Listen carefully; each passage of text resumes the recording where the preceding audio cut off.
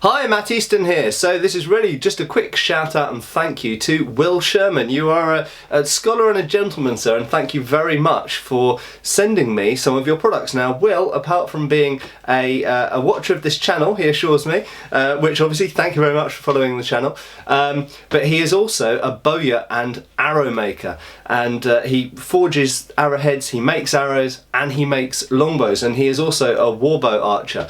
And he has sent me a new yew bow, and this is just like mind-bogglingly cool. Okay, so you'll notice, I'll give you a proper look at this and drawing it and all that kind of stuff when I'll do it outside with some more space, but you'll notice that it is a honking great lump of yew, English yew in this case. Now I do actually have another yew bow of the warbow style, and I'll talk a little bit more in a future video about what that means exactly.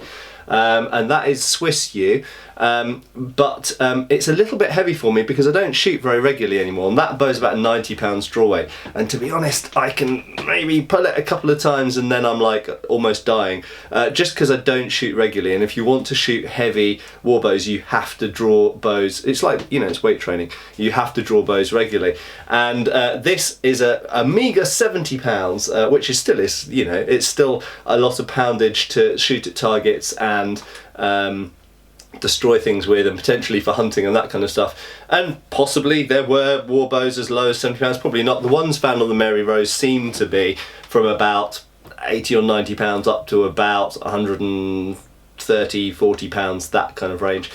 Depends on what book you read. It's very difficult to look at a lump of wood that's been in the water for 500 years and estimate what the draw weight might have been, but most people agree that probably about 100 to 120 pounds was probably the weight of most of those bows, I think, although there's some argument about it. But this is just awesome. He sent me, this is English yew. I, in the past, have read that English yew didn't make very good bow staves. They primarily imported Italian and Spanish and other, preferably alpine yews, which grow straighter, and I think they grow quicker at higher altitudes with more sunlight. But this is a really lovely lumpy piece of wood, and you'll see how lumpy bumpy the whole thing is. What's interesting is when it's strung and when it's drawn, it describes a proper compass curve, which a medieval style bow does. And these lumps and bumps to a certain extent sort of disappear into the curve, as it were. But I find it fascinating, and I love the character of the you can see the sapwood there, the light sapwood, and the darker heartwood here, and I love the character of these lumpy bumpy bits. And funnily enough, if you look at medieval manuscripts and paintings and such like, you'll see the bows very often, especially in England, represented in this lumpy bumpy way, because yew often comes out like that and you have to follow the lumps and bumps and undulations of the wood.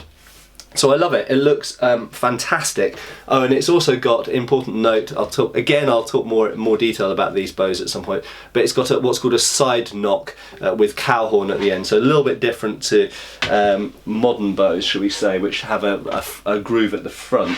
Right, let's put this down. It's not that easy putting a longbow down carefully on the ground. Right, and also he makes absolutely fantastic arrows. Now I'm going to do a detailed video about these arrows in a bit, but these are utterly authentically made arrows from the actual arrowheads themselves. No, it never focuses when I want it to, but from the arrowheads themselves, including a type 16 there and then a more specialised armour piercing point. Whopping great thick shafts. One of these is modelled on a Mary Rose type arrow, and one of them is modelled on a Westminster, so-called Westminster arrow. It was found in Westminster Abbey, I think. Long fletchings, verdigris, bound, horn in the nocks. They're utterly authentic. So Will Sherman, I'm going to post a link to his products below, but what a fantastic chap. Thank you very much, Will, for what you've sent me. I will be doing more detailed videos about both the bow and the arrows in the future, but this is just a quickie one to say thanks, dude. Thank you for watching. Please subscribe, follow us on Facebook. You can buy t-shirts through Spreadshirt, support us on Patreon, or follow us on Pinterest. Thank you.